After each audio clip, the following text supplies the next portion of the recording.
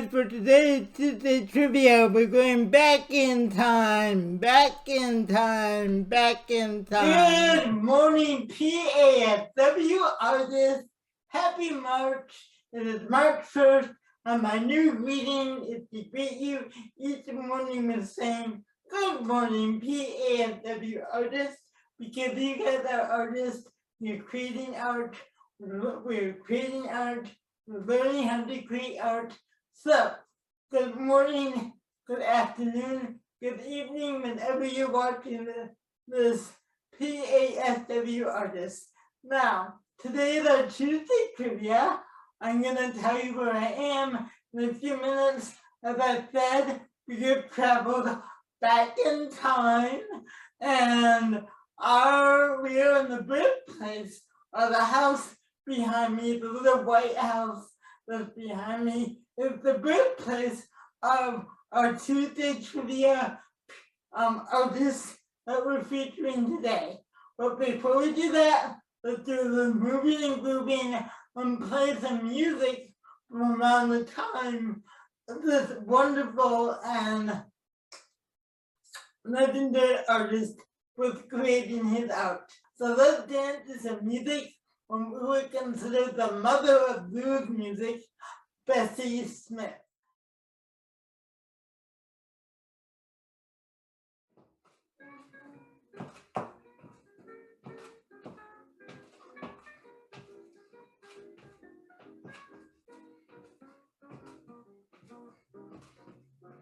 Honey, baby, won't you turn near?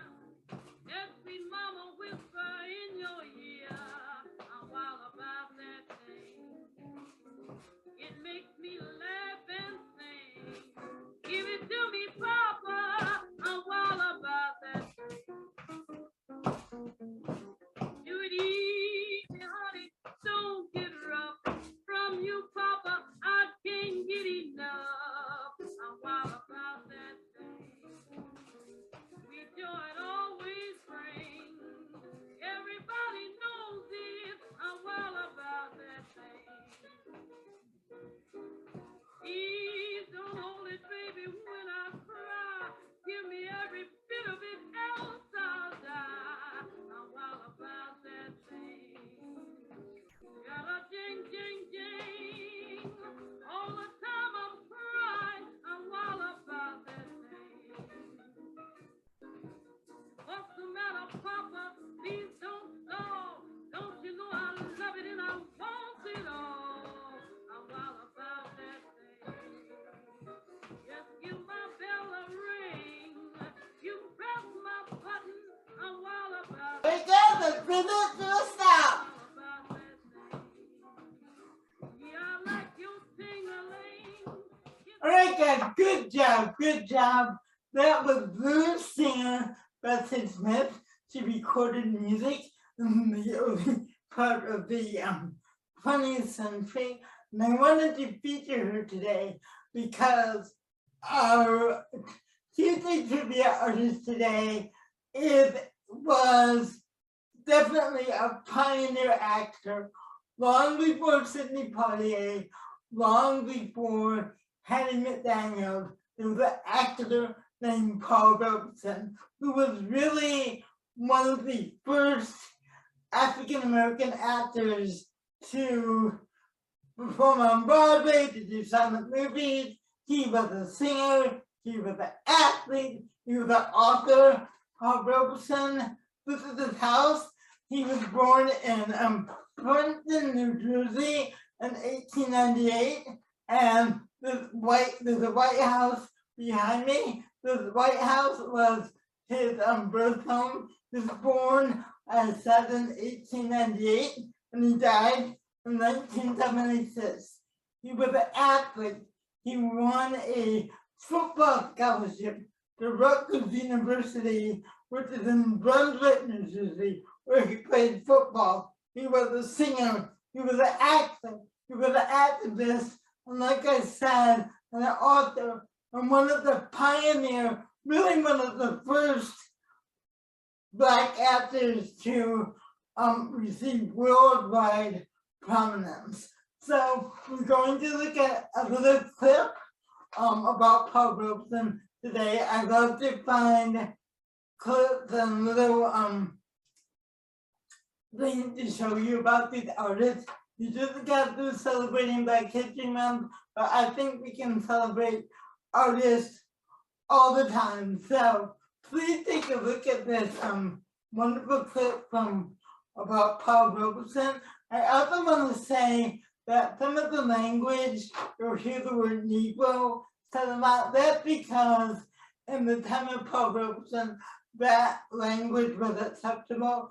And you'll also hear about some of the struggles he had to segregation and Jim Crow laws because of the time that he was working. There was a lot more segregation between whites and African Americans.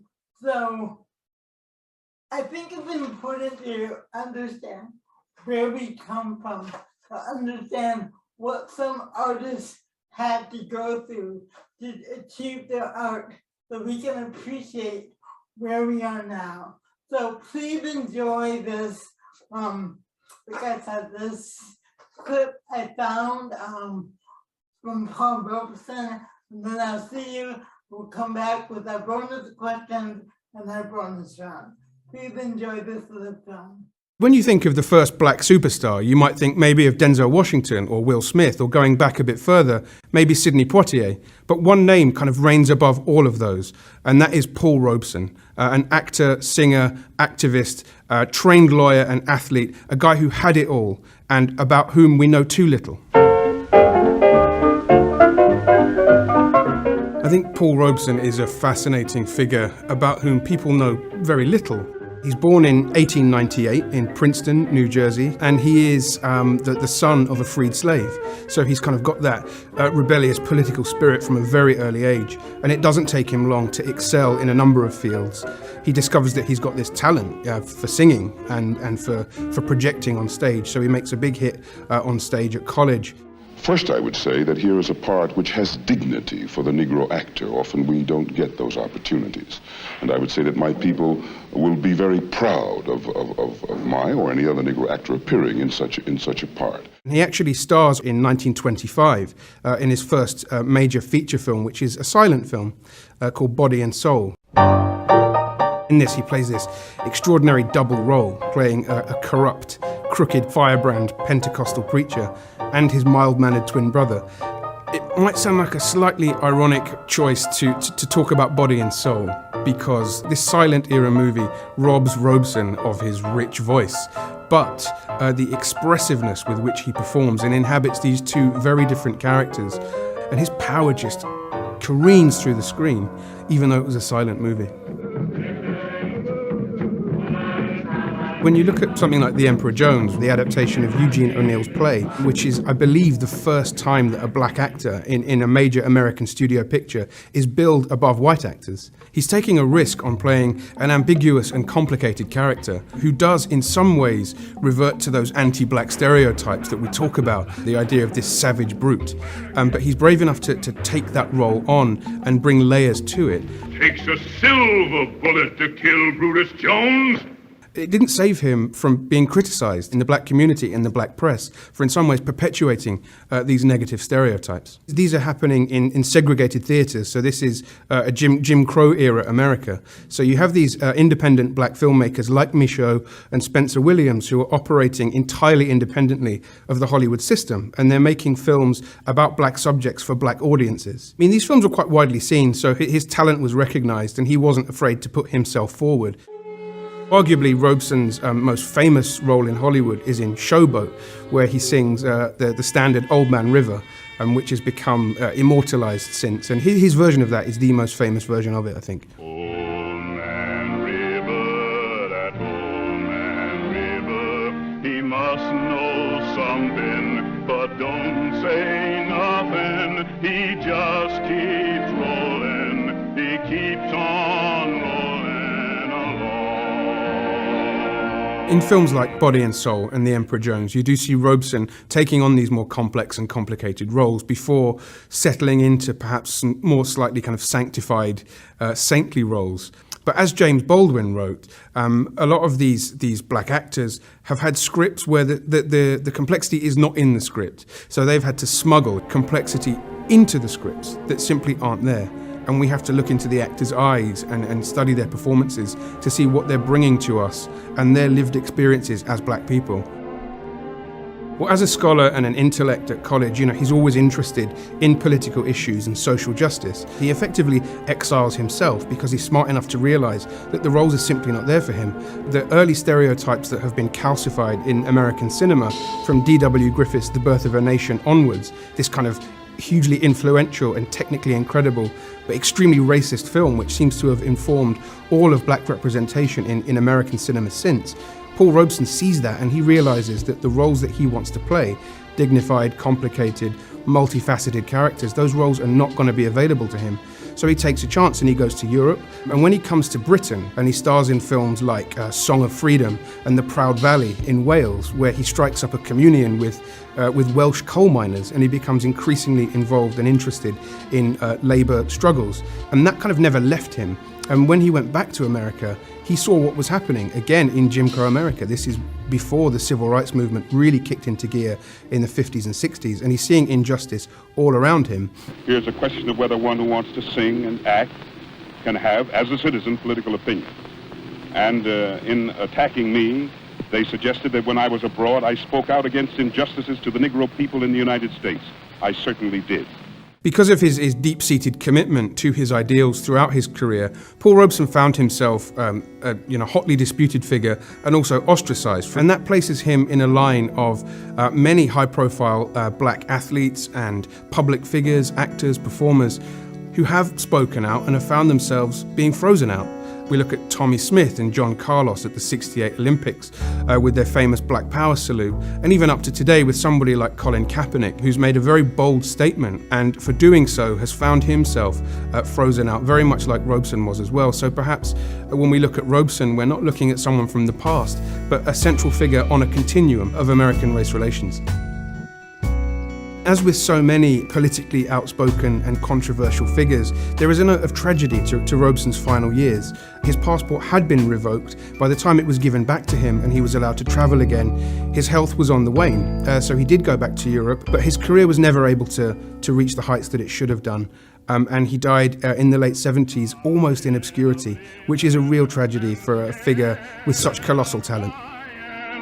But old man River, he just keeps rolling along.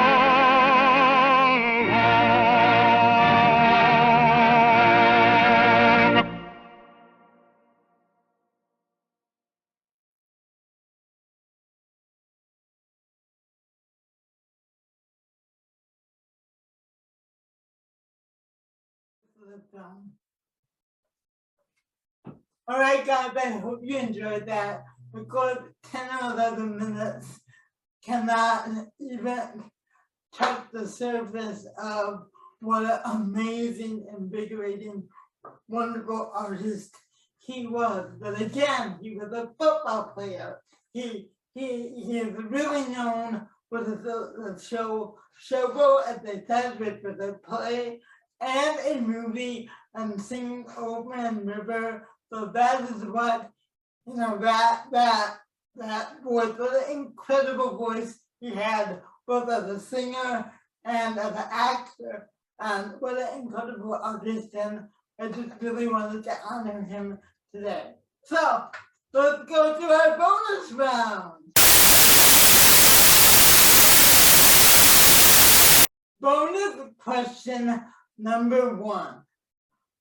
What sport did Paul Robeson play? Bonus question number 1. What sport did Paul Robeson play? I said it, it was mentioned in the video. What sport did Paul Robeson play? Bonus question number 2. Name a project, either movie or play, that Paul Robeson was in. He didn't do television because there was no television at the time. So, Name a project, a theater or film project that Paul Robeson was in. That is bonus question number 2. Bonus question number 1. What sport did Paul Robeson play? Bonus question number 2. Name a film or theater project that Paul Robeson was in.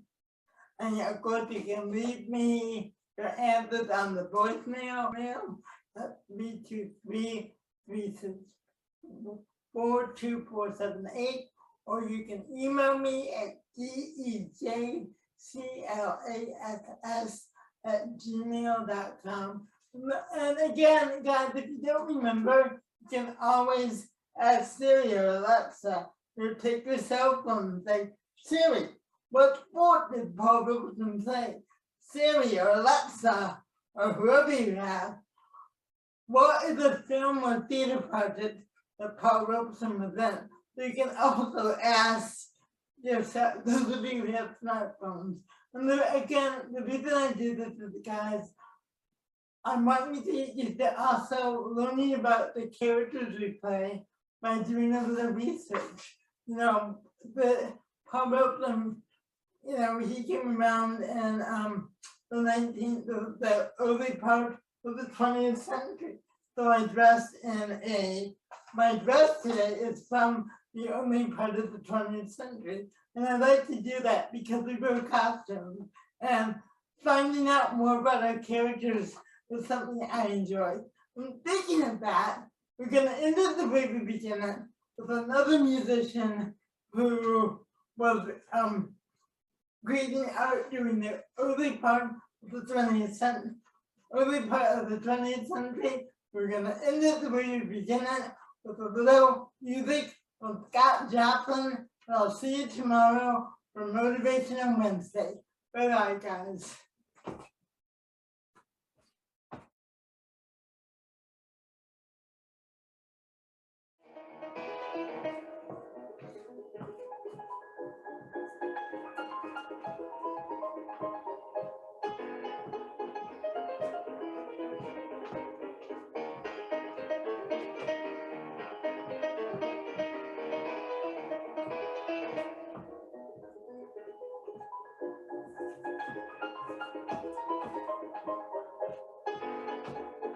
All right, guys, see you tomorrow.